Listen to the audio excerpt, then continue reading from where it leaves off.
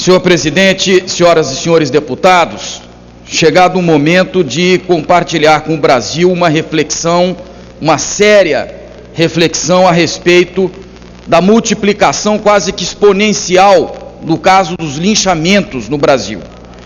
A barbárie dos linchamentos, que atingiu seu paroxismo com o trucidamento da dona de casa Fabiane Maria de Jesus, no Guarujá, prolifera como uma peste social que, como todas as pestes, só pode ser combatida após a identificação de suas origens, para que se possa criar antídotos eficazes. Não é este o caso, lamentavelmente. As apressadas especulações, muitas de matiz ideológico, confundem causas e efeitos, sacados por autores ávidos para pontificar na barafunda midiática que pasteuriza opiniões sérias com interpretações rasteiras.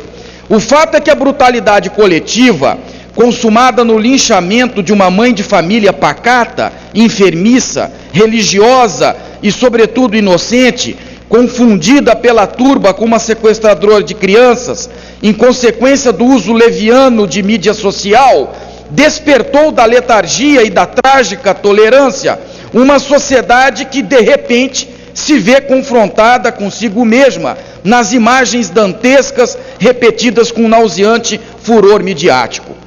Respeitado estudioso da violência, o sociólogo José de Souza Martins, professor emérito da USP, aponta que os linchamentos vêm crescendo no Brasil, saltando de 4 episódios por semana antes das manifestações de junho para 1 por dia nos últimos meses. Para dimensionar a tragédia social e humana do fazer justiça sem juiz e também para desautorizar qualquer explicação racial ou socioeconômica para essa tragédia, o renomado professor aponta que nos últimos 60 anos, 1 milhão de brasileiros participaram de linchamentos ou de tentativas inibidas a tempo. Pobres desfiguram pobres, negros mataram negros e brancos, expõe o pesquisador, que aponta um número que torna ainda mais cruel o suplício infringido por grupos que se brutalizam em hordas. Altíssimos 8% dos linchados eram inocentes, como a dona de casa Fabiane Maria de Jesus. O rito macabro que trucidou Fabiane foi o 20º linchamento de que se teve notícia este ano no Brasil.